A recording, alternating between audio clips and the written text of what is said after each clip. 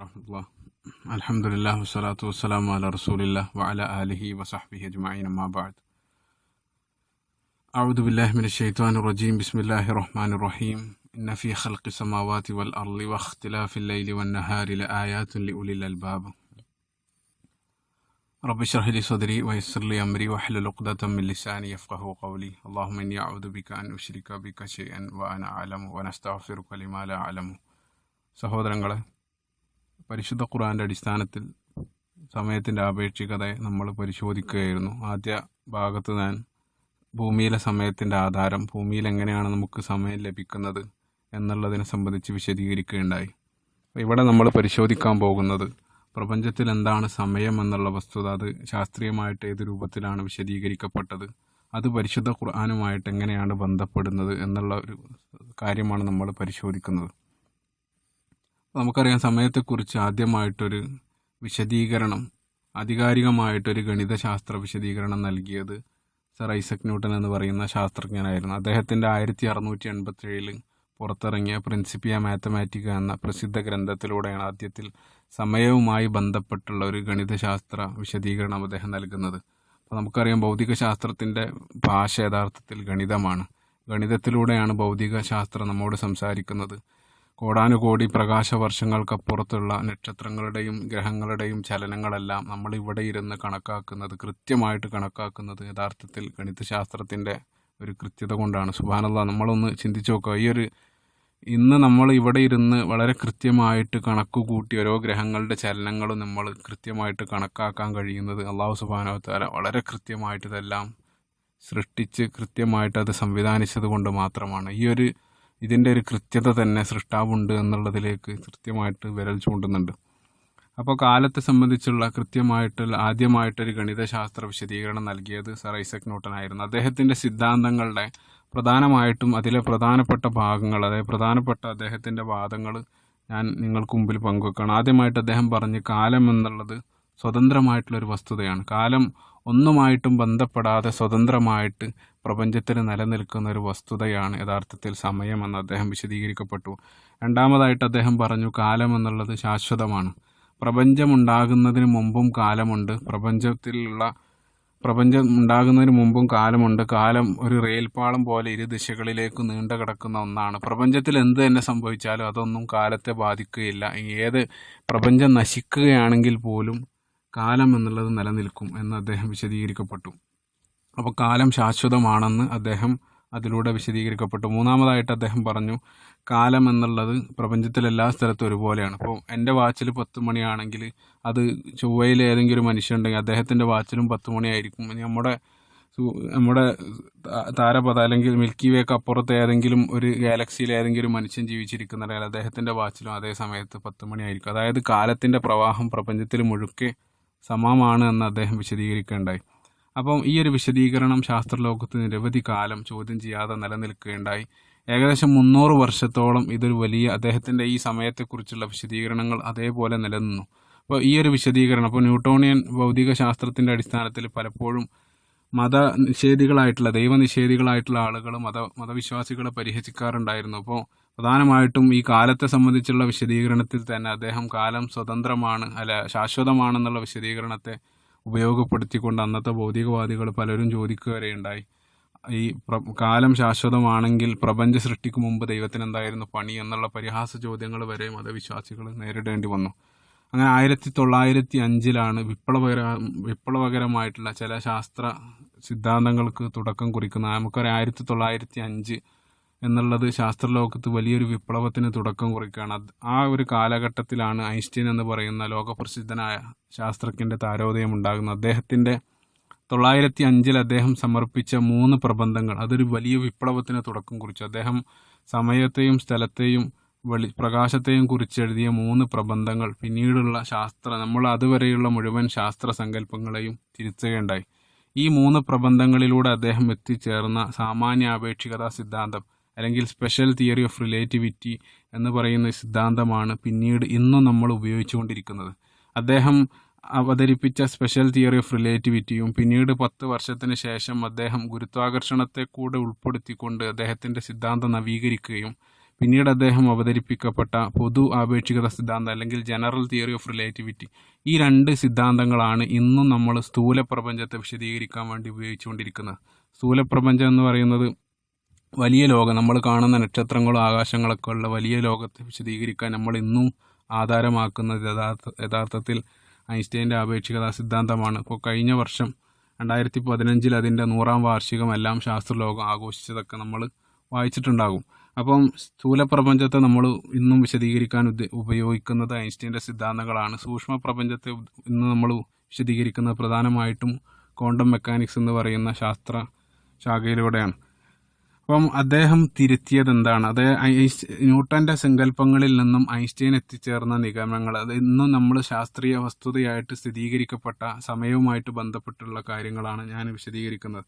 പ്രധാനമായിട്ടും ഉള്ളൊരു പ്രശ്നം എന്താണെന്ന് വെച്ചാൽ, ആപേക്ഷികതാ സിദ്ധാന്തം എന്നുള്ളതിൻ്റെ ഏറ്റവും വലിയൊരു പ്രശ്നം, നമ്മളെ സംബന്ധിച്ചിടത്തോളം നമ്മൾ ചെറുപ്പം മുതൽ കണ്ട് മനസ്സിലാക്കിയ ചില യാഥാർത്ഥ്യങ്ങൾക്ക് നേർവിരുദ്ധമായിട്ടായിരിക്കും ആപേക്ഷികതയിലൂടെ അദ്ദേഹം വിശദീകരിക്കുന്ന കാര്യങ്ങളൊക്കെ. അത് നമ്മളെ കോമൺ സെൻസിന് ഒരിക്കലും ഉൾക്കൊള്ളാൻ സാധ്യമല്ല, കാരണം അത്തരത്തിലുള്ളതാണ് വിശദീകരണം. പക്ഷേ ശാസ്ത്രലോകം പല സമയത്തായി അതിൻ്റെ സത്യാവസ്ഥ വളരെ കൃത്യമായിട്ട് സ്ഥിരീകരിക്കപ്പെട്ടിട്ടുണ്ട്. അപ്പോൾ ആപേക്ഷികത സിദ്ധാന്തം വളരെ ശാസ്ത്രീയമായിട്ട് നമ്മൾ സ്ഥിരീകരിക്കപ്പെട്ട വസ്തുതയാണ്. പക്ഷേ ആ വസ്തുതകൾ പോലും നമ്മളെ സംബന്ധിച്ചിടത്തോളം നമ്മുടെ ബുദ്ധിക്ക് ഉൾക്കൊള്ളാൻ സാധിക്കുന്നതല്ല പലതും. കാരണം നമ്മൾ കണ്ടുവന്ന യാഥാർത്ഥ്യങ്ങൾക്ക് നേർവിരുദ്ധമായിരിക്കും. അത് ഇൻഷാ അല്ലാഹ് അത് വിശദീകരിക്കുന്ന സമയത്ത് ഞാൻ പറയുന്നതാണ്. അപ്പോൾ ഐൻസ്റ്റൈൻ ആദ്യമായിട്ട് അദ്ദേഹം പറഞ്ഞു, സ്ഥലം എന്നുള്ളത് സ്വതന്ത്രമായിട്ടുള്ളൊരു സൃഷ്ടിയല്ല, അല്ലെങ്കിൽ സ്വതന്ത്രമായിട്ടുള്ളൊരു വസ്തുതയല്ല. അപ്പോൾ ന്യൂട്ടനെ സംബന്ധിച്ചിടത്തോളം ന്യൂട്ടൻ്റെ വിശദീകരണത്തിൽ അദ്ദേഹം പറഞ്ഞത് സ്ഥലം സ്വതന്ത്രമാണ് എന്നുള്ളതാണ്.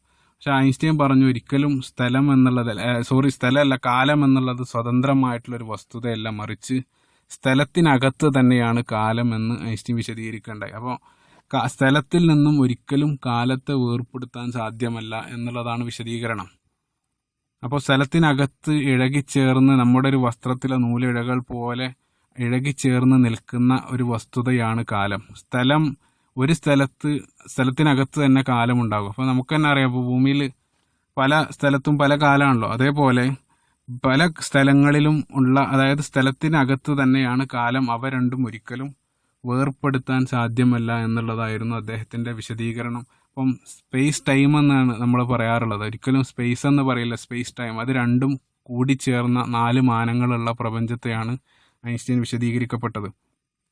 അപ്പോൾ ഈ ഒരു വിശദീകരണം, അദ്ദേഹത്തിൻ്റെ ഈ വിശദീകരണത്തിൽ നിന്നും നമുക്ക് മനസ്സിലാക്കേണ്ടത് ഒരു വസ്തുത, അപ്പോൾ സ്ഥലത്തിന് ആകൃതി പോലും ഉണ്ടെന്ന് പിന്നീട് വിശദീകരിക്കപ്പെടുകയുണ്ടായി. അപ്പോൾ സ്ഥലം എന്നുള്ളത്, അല്ലെങ്കിൽ സമയത്തിന് ആകൃതി ഉണ്ടെന്നും വരെ പിന്നീട് ശാസ്ത്രലോകം വിലയിരുത്തുകയുണ്ടായി. അപ്പോൾ നമുക്കറിയാം, ഇപ്പോൾ ഇന്ന് ജീവിച്ചിരിക്കുന്ന ഏറ്റവും വലിയ ശാസ്ത്രജ്ഞനാണ് സ്റ്റീഫൻ ഹോക്കിംഗ്. അദ്ദേഹത്തിൻ്റെ വളരെ പ്രസിദ്ധമായിട്ടുള്ളൊരു ഗ്രന്ഥമുണ്ട് ഈ വിഷയത്തിൽ. നമ്മളെല്ലാവരും സുപരിചിതമായിരിക്കും. അദ്ദേഹം ഈ ശാസ്ത്രീയമായിട്ടുള്ള കാര്യങ്ങൾ ശ്രദ്ധിക്കുന്ന ആളുകൾക്കൊക്കെ അറിയാം. അദ്ദേഹത്തിൻ്റെ ബ്രീഫ് ഹിസ്റ്ററി ഓഫ് ടൈം, സമയത്തിൻ്റെ ഒരു സംക്ഷിപ്ത ചരിത്രം എന്ന ഗ്രന്ഥത്തിൽ അദ്ദേഹം ഒരു അധ്യായത്തിൽ മുഴുക്കെ വിശദീകരിക്കുന്നത് കാലത്തിൻ്റെ ആകൃതിയാണ്. അതായത് സമയത്തിന് ആകൃതി വരെയുണ്ട് എന്ന് അദ്ദേഹം സൈദ്ധാന്തികമായിട്ട് അതിനെല്ലാം വിശദീകരിക്കുന്നുണ്ട്. അപ്പം സമയത്തിൻ്റെ ആകൃതി എന്നുള്ളത് യഥാർത്ഥത്തിൽ സ്ഥലത്തിൻ്റെ ആകൃതിയാണ്, കാരണം സ്ഥലത്തിനകത്ത് തന്നെയാണ് സമയമുള്ളത്.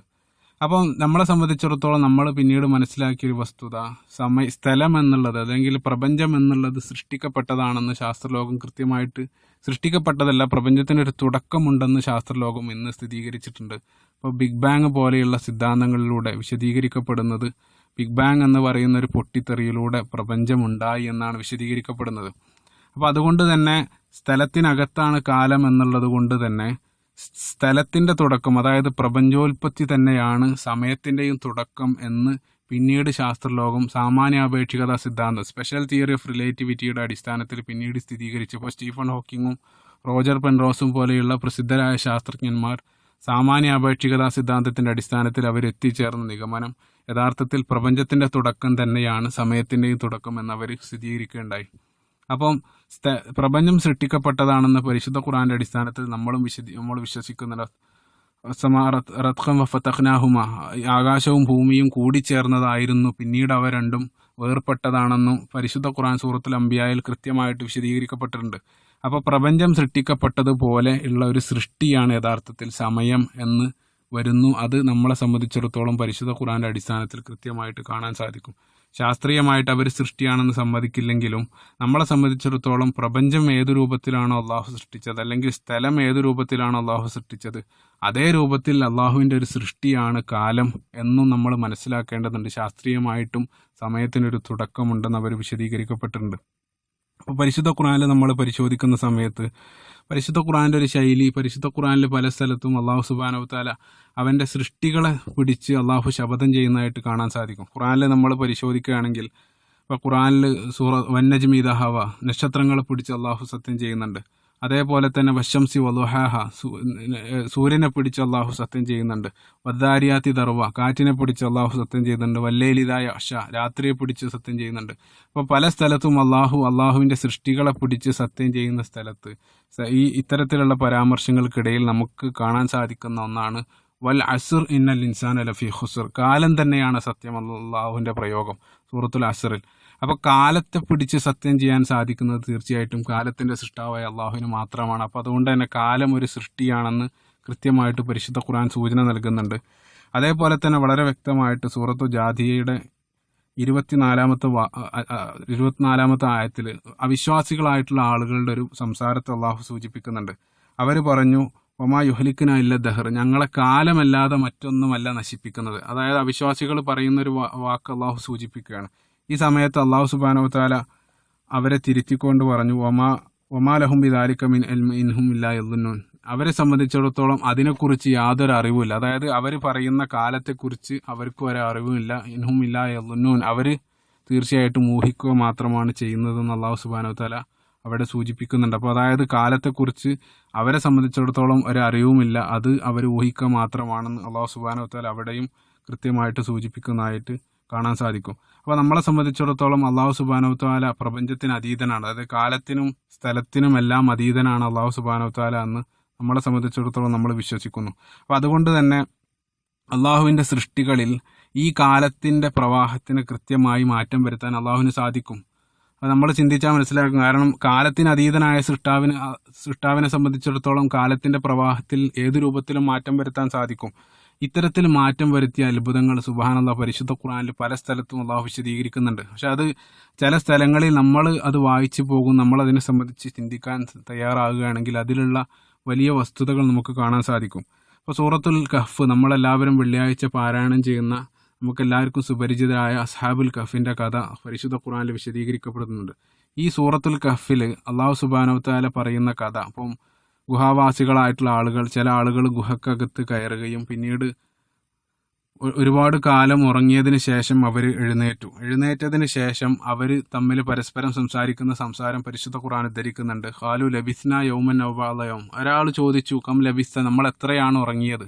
ഈ സമയത്ത് മറ്റേയാൾ അദ്ദേഹത്തോട് മറുപടി പറയുന്ന ഖാലു ലബിസ്ന യൗമൻ ഔ ബഅദ യൗം, നമ്മൾ ഒരു ദിവസമോ അതിൽ കുറച്ചോ ഉറങ്ങിയിട്ടുള്ളൂ എന്ന് അദ്ദേഹം മറ്റേ ആളോട് സൂചിപ്പിക്കുന്നു. അതേസമയം അള്ളാഹു അടുത്ത ആയത്തിൽ അത് തിരുത്തി, അതായത് അവർ ഒരു ദിവസമോ അതിൽ പകുതിയോ ആണ് ഉറങ്ങിയതെന്നുള്ള അവരെ ധാരണ തിരുത്തിക്കൊണ്ട് അള്ളാഹു സുബ്ഹാനഹു വതആല പറയുന്നു വലബിസു ഫി കഹ്ഫിഹിം സലാസമിഅത്തിൻ സിനീന വസ്ദാദു തിസ്ആ, നിങ്ങൾ ഉറങ്ങിയത് ഒരു ദിവസമോ അര ദിവസമോ അല്ല, മറിച്ച് അവർ ഉറങ്ങിയത് എത്ര വർഷമായിരുന്നു? സലാസമിഅത്തിൻ സിനീന വസ്ദാദു തിസ്ആ, അവർ 300 വർഷമാണ് ഉറങ്ങിയത് എന്ന് അള്ളാഹു സുബ്ഹാനഹു വതആല അവിടെ വിശദീകരിക്കും. എന്താണ് ഇത് യഥാർത്ഥത്തിൽ ഇവിടെ സംഭവിക്കുന്നത്? അപ്പോൾ നമുക്കറിയാം, ഗുഹയിൽ അവർ കയറി ഗുഹയിൽ ഉറക്കം ആരംഭിച്ചതോടുകൂടെ അള്ളാഹു സുബ്ഹാനഹു വതആല സമയത്തെ പൂർണ്ണമായിട്ടും നിശ്ചലമാക്കി. ഗുഹക്കകത്തുള്ള സമയത്തെ നിശ്ചലമാക്കുകയും ഗുഹക്ക് പുറത്തുള്ള സമയ പ്രവാഹത്തെ അള്ളാഹു അതുപോലെ അനുവദിക്കുകയും ചെയ്തു. അതായത് ഗുഹക്കകത്തുള്ള സമയത്തോട് അള്ളാഹുവിൻ്റെ കൽപ്പന നിശ്ചലമാകാനും, അതായത് ചലിക്കാതിരിക്കാനും, ഗുഹാമുഖം വരെയുള്ള സമയത്ത് അള്ളാഹു സമയത്തെ സ്വതന്ത്രമായിട്ട് ചലിക്കാൻ അനുവദിക്കുകയും ചെയ്തു. സുബ്ഹാനല്ലാഹ്. അപ്പോൾ നിങ്ങളൊന്ന് എളുപ്പത്തിൽ മനസ്സിലാക്കാൻ, ഇപ്പോൾ ഞാനൊരു വാച്ച് കെട്ടിയിട്ട് ഒരു റൂമിലേക്ക് കയറുകയാണെന്ന് സങ്കല്പിക്കുക. അപ്പോൾ ഞാൻ റൂമിലേക്ക് കയറുന്ന സമയത്ത് എൻ്റെ വാച്ചിലെ ബാറ്ററി കഴിഞ്ഞ്, അല്ലെങ്കിൽ വാച്ച് എവിടെയെങ്കിൽ തട്ടി അതിൻ്റെ സൂചി നിലച്ചു. അപ്പോൾ ഞാൻ ആ വാച്ചുമായിട്ട് ആ റൂമിൽ കയറി 2 മാസം ആ റൂമിൽ ഇരുന്ന് കഴിഞ്ഞ് പുറത്തിറങ്ങുന്ന സമയത്ത് എന്നെ സംബന്ധിച്ചിടത്തോളം എൻ്റെ വാച്ചിൽ ഞാൻ കയറുമ്പോഴുള്ള അതേ സമയമായിരിക്കും. കാരണം എൻ്റെ വാച്ചിൻ്റെ സൂചി ചലിക്കുന്നില്ല. പക്ഷെ അതേസമയം പുറത്തുള്ള മുഴുവൻ ക്ലോക്കുകളും ആ 2 മാസം ചലിച്ചിട്ടുണ്ടാകും. ഇത് ഏതുപോലെയാണ്, ഇതേ രൂപത്തിലാണ് യഥാർത്ഥത്തിൽ ഗുഹാവാസികളുടെ കാര്യത്തിലും സംഭവിച്ചത്. അവർ കയറിയതോടുകൂടെ ഗുഹക്കകത്തുള്ള സമയത്ത് അള്ളാഹു നിശ്ചലമാക്കുകയും ഗുഹാമുഖം വരെയുള്ള സമയത്ത് അള്ളാഹു സ്വതന്ത്രമായി ചലിക്കാൻ അനുവദിക്കുകയും ചെയ്തു. സുബ്ഹാനല്ലാഹ്, ഏറ്റവും വലിയൊരു ശാസ്ത്ര ഉത്ബോധനമാണ് യഥാർത്ഥത്തിൽ സൂറത്തുൽ കഹ്ഫിലെ ഈ കഥയിലൂടെ അള്ളാഹു നമ്മോട് വിശദീകരിക്കപ്പെടുന്നത്. പരിശുദ്ധ ഖുർആനെ സംബന്ധിച്ചിടത്തോളം പരിശുദ്ധ ഖുർആൻ ഒരു കഥ ഉദ്ധരിക്കുമ്പോൾ തീർച്ചയായിട്ടും കഥയിൽ ഒരുപാട് ഗുണപാഠങ്ങളുണ്ട്. ഇപ്പോൾ ഖുർആൻ എന്നുള്ളത് അത് ഖിയാമത്ത് നാൾ വരെയുള്ള മുഴുവൻ മനുഷ്യർക്കുള്ള മാർഗദർശനമാണ്. അപ്പോൾ അതുകൊണ്ട് തന്നെ വ്യത്യസ്ത കാലങ്ങളിൽ വ്യത്യസ്ത ദേശങ്ങളിൽ വരുന്ന ആളുകൾക്ക് അതിൽ കൃത്യമായിട്ടുള്ള ഗുണപാഠങ്ങൾ ഉണ്ടാകും. അല്ലെങ്കിൽ ഖുർആൻ ഒരു കാലത്തേക്ക് മാത്രമുള്ളതല്ല. അപ്പോൾ അതുകൊണ്ട് തന്നെ ഇന്നത്തെ നമ്മുടെ കാലത്ത് ശാസ്ത്രീയമായിട്ടുള്ള ഇത്തരത്തിലുള്ള പഠനങ്ങൾ അതേ കഥയിൽ നമുക്ക് കൃത്യമായിട്ടുള്ള ഒരു ശാസ്ത്രീയ ഉത്ബോധനങ്ങൾ അതിൽ അടങ്ങിയിട്ടുണ്ടാകും. അത് നമ്മളെ സംബന്ധിച്ചിടത്തോളം അത് ചിന്തിക്കുകയാണെങ്കിൽ അതിൽ നിന്ന് നമുക്കത് കണ്ടെത്താൻ സാധിക്കും. ഇപ്പോൾ സൂറത്തു യൂസുഫ്, ഖുർആൻ കഥ എന്നുള്ള രൂപത്തിൽ പൂർണ്ണമായിട്ടൊരു കഥ പറയുന്ന സൂറത്ത് യൂസുഫ്. ആ സൂറത്ത് യൂസുഫ് നബി അലൈഹി സ്വലാത്തു വസ്സലാമിൻ്റെ കഥ വിശദീകരിച്ചതിന് ശേഷം ആ സൂറത്ത് യൂസുഫിൻ്റെ അവസാനത്തെ ആയത്ത് നമ്മൾ അള്ളാഹു സുബ്ഹാനഹു വ തആല പറയുന്നൊരു വാക്കുണ്ട്. അള്ളാഹു സുബ്ഹാനഹു വ തആല സൂറത്ത് യൂസുഫിൻ്റെ അവസാനത്തെ വാക്കിൽ ലഖദ് കാന ഫീ ഖസസിഹിം ഇബ്റത്തൻ ലിഉലിൽ അബ്സാർ, നിങ്ങളെ സംബന്ധിച്ചിടത്തോളം തീർച്ചയായും അവരുടെ ചരിത്രത്തിൽ ഇബ്റത്തൻ ലിഉലിൽ അബ്സാർ ലിഉലിൽ അൽബാബ്, അതായത് നിങ്ങളെ സംബന്ധിച്ചിടത്തോളം നിങ്ങൾ അതിൽ ചിന്തിക്കുകയാണെങ്കിൽ, അതായത് ഈ ഞാൻ ഇവിടെ പറഞ്ഞ കഥയിൽ നിങ്ങൾ ചിന്തിക്കുകയാണെങ്കിൽ ഇബ്റത്തൻ ലിഉലിൽ അൽബാബ്, തീർച്ചയായിട്ടും ബുദ്ധിമാന്മാർക്ക് അതിൽ പാഠമുണ്ടെന്ന് അള്ളാഹു സുബ്ഹാനഹു വ തആല പറഞ്ഞുകൊണ്ടാണ് ആ സൂറത്ത് അവസാനിപ്പിക്കുന്നത്. അപ്പോൾ ആ കഥ നമ്മൾ ചിന്തിക്കുകയാണെങ്കിൽ, അതേപോലെ തന്നെ പരിശുദ്ധ ഖുർആന്റെ മുഴുവൻ കഥകളും നമ്മൾ ബുദ്ധി ഉപയോഗിച്ച് ചിന്തിക്കുകയാണെങ്കിൽ ഇത്തരത്തിൽ വളരെ വളരെ അത്ഭുതകരമായിട്ടുള്ള പല ദൃഷ്ടാന്തങ്ങളും നമുക്ക് അതിൽ കണ്ടെത്താൻ സാധിക്കും. അപ്പോൾ ഇതാണ് സൂറത്ത് അസ്ഹാബുൽ കഹ്ഫിന്റെ കഥയിലൂടെ നമുക്ക് വായിച്ചെടുക്കാൻ സാധിക്കുന്ന ശാസ്ത്രീയ ഉത്ബോധനം. സുബ്ഹാനല്ലാഹ്, നിങ്ങളൊന്ന് ചിന്തിച്ചു നോക്കുക. അപ്പോൾ ഇതുമായിട്ട് ബന്ധപ്പെട്ടതല്ലെങ്കിൽ പോലും ഇപ്പോൾ പ്രവാചകന്മാരുടെ പല മോചിതത്തുകളും പരിശുദ്ധ ഖുർആനിൽ വിശദീകരിക്കപ്പെട്ടിട്ടുണ്ട്. പക്ഷേ അതിൽ നിന്നെല്ലാം വ്യത്യസ്തമായിട്ട് സമയത്തെ പിടിച്ചുകൊണ്ട് അള്ളാഹു സഹായിക്കുന്ന വലിയൊരു അത്ഭുതമാണ് ഇവിടെ നമ്മൾ ഈ വെറും സാധാരണക്കാരായിട്ടുള്ള ആളുകൾക്കിടയിലുള്ള ഈ ഒരു വലിയ അത്ഭുതത്തിലൂടെ നമ്മൾ വായിക്കുന്നത്. നമ്മളെപ്പോലെയുള്ള പ്രവാചകരൊന്നുമല്ലാത്ത കേവലം സാധാരണക്കാരായ ഒരു കൂട്ടം യുവാക്കൾക്ക് അള്ളാഹു നൽകിയ ഏറ്റവും വലിയൊരു മോചിതത്താണ്, ഏറ്റവും വലിയൊരു കറാമത്താണ് ഇവിടെ അള്ളാഹു സുബ്ഹാനഹു വ തആല വിശദീകരിക്കുന്നത്. അപ്പോൾ അള്ളാഹുവിൻ്റെ മാർഗത്തിൽ ഖാലു റബ്ബുന റബ്ബു സമാവാതി വൽ അർള്, അള്ളാഹു മാത്രമാണ് ആരാധ്യൻ എന്നുള്ള അതിനു വേണ്ടി നിലകൊണ്ടതിനാൽ അള്ളാഹു സുബ്ഹാനഹു വ തആല അവൻ്റെ സൃഷ്ടികളെ പോലും അവർക്ക് അനുകൂലമായിട്ട് അവരെ തിരിച്ചുകൊണ്ട് അവരെ സഹായിക്കുന്ന വലിയൊരു അത്ഭുതമാണ് അസ്ഹാബുൽ കഹ്ഫിൻ്റെ സംഭവത്തിൽ നമ്മൾ വായിക്കുന്നത്. അപ്പം അള്ളാഹുവിൻ്റെ മാർഗത്തിൽ നമ്മൾ നിലകൊള്ളുകയാണെങ്കിൽ അള്ളാഹു മുഴുവൻ സൃഷ്ടികളെയും അള്ളാഹു നമുക്ക് അനുകൂലം അല്ല.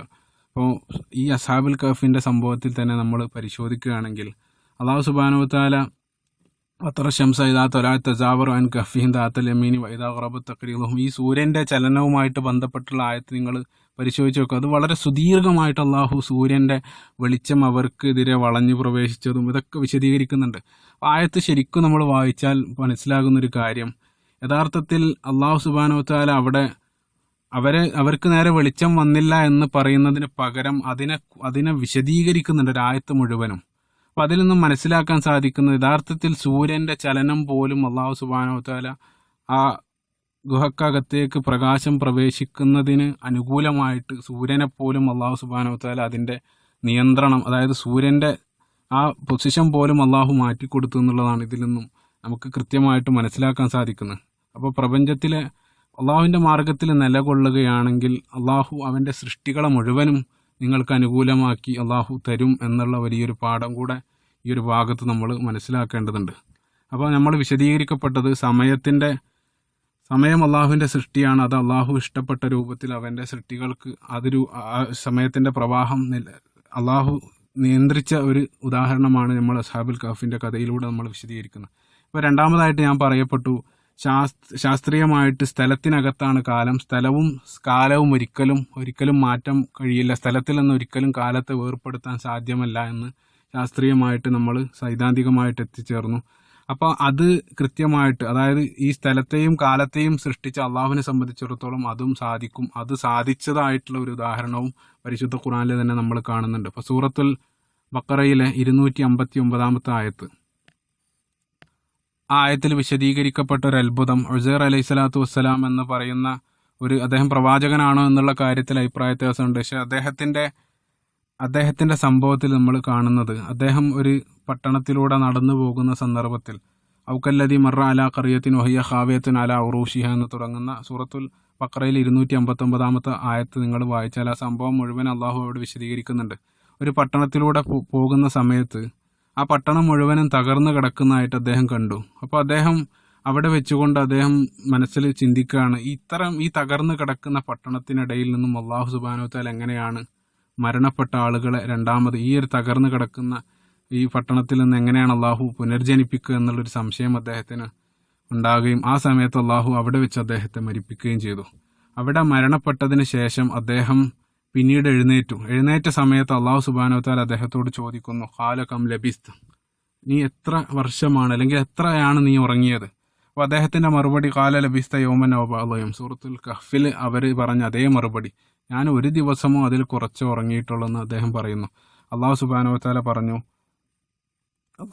തആല അദ്ദേഹത്തോട് പറഞ്ഞു, ഖാല ബൽ ലബിസ്ത മിഅത ആം, നീ ഉറങ്ങിയത് ഒരു ദിവസമൊന്നല്ല, മറിച്ച് മിഅത ആം, 100 വർഷമാണ് നീ ഉറങ്ങിയത് എന്ന് ഉസൈർ അലൈഹി സ്വലാത്തു വസ്സലാമിനോട് പറഞ്ഞു. മാത്രമല്ല എന്നിട്ട് അള്ളാഹു സുബ്ഹാനഹു വ തആല പറയുന്നു, വന്നുർ ഇലാ തുആമിക വശറാബിക ലം യതസന്ന വന്നുർ ഇലാ ഹിമാരിക്, നീ നിന്റെ ഭക്ഷണത്തിലേക്കും നീ സഞ്ചരിച്ച കഴുതയിലേക്കും നോക്കാൻ വേണ്ടി അദ്ദേഹത്തോട് കൽപ്പിക്കുന്നു. അങ്ങനെ അദ്ദേഹം കഴുതയെയും ഭക്ഷണത്തെയും നോക്കിയ സന്ദർഭത്തിൽ സുബ്ഹാനല്ലാഹ് അദ്ദേഹം കാണുന്നത് കഴുത ദ്രവിച്ച് മണ്ണായി കഴിഞ്ഞിട്ടുണ്ട്. അതേസമയം അദ്ദേഹത്തിന്റെ ഭക്ഷണം ആ ചൂട് പോലും ആറാതെ അദ്ദേഹം വെച്ച അതേ രൂപത്തിൽ നിലനിൽക്കുന്നതായിട്ട് അദ്ദേഹം കണ്ടു.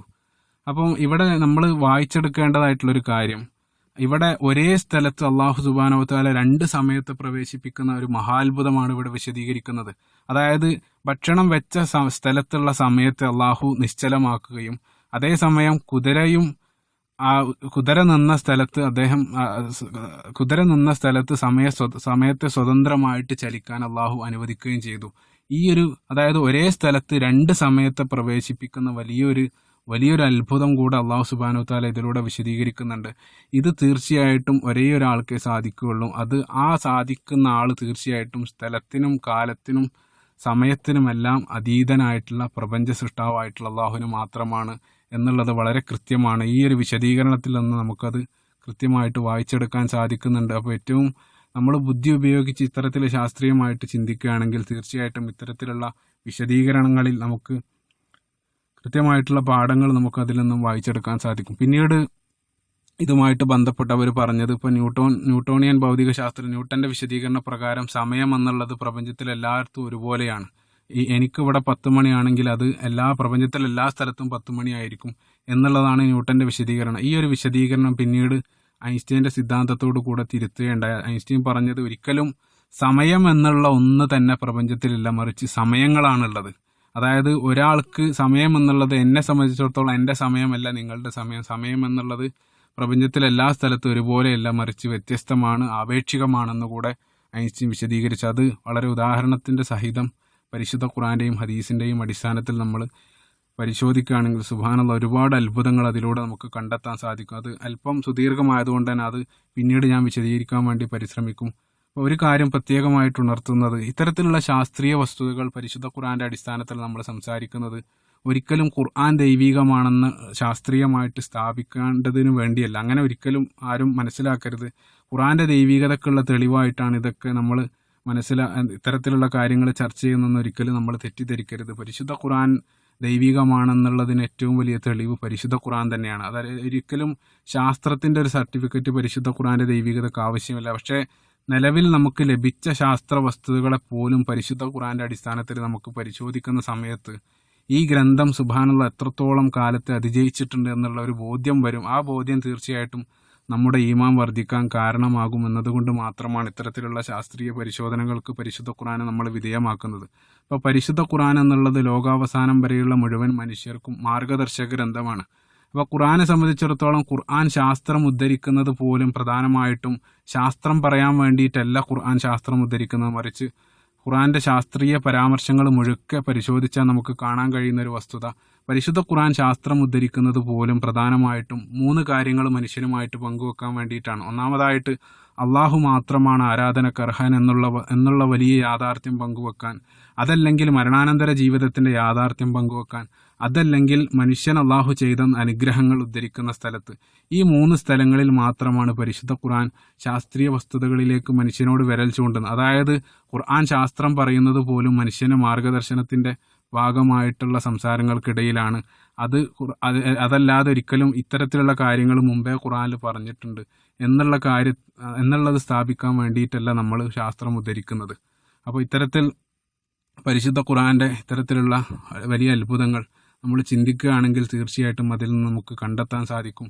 അത്തരത്തിൽ ചിന്തിക്കാനും പരിശുദ്ധ ഖുർആനെക്കുറിച്ച് ആഴത്തിൽ പരിശോധിക്കാനും നമ്മൾ സന്നദ്ധമാകണം. അത്തരത്തിൽ സന്നദ്ധമായാൽ മാത്രമേ ഈ ഇത്തരത്തിൽ നമ്മുടെ ഈമാൻ തീർച്ചയായിട്ടും നമ്മൾ അള്ളാഹുവിനെ കുറിച്ചുള്ള നമ്മുടെ വിശ്വാസവും മറ്റും 100% അടിയുറച്ച വിശ്വാസം ലഭിക്കാൻ അത് തീർച്ചയായിട്ടും സാധിക്കും. അത്തരത്തിൽ വിശ്വാസം ലഭിച്ച് നാളെ സ്വർഗ്ഗലോകത്തിൽ പ്രവേശിക്കുന്ന സത്യവിശ്വാസികളുടെ കൂട്ടത്തിൽ അള്ളാഹു നമ്മളെ ഉൾപ്പെടുത്തുമാറാകട്ടെ. റബ്ബനാ തഖബ്ബൽ മിന്നാ ഇന്നക അൻത സമീഉൽ അലീം വതുബ് അലൈനാ ഇന്നക അൻത തവ്വാബുർ റഹീം. അസ്സലാമു അലൈക്കും വറഹ്മത്തുള്ളാഹി.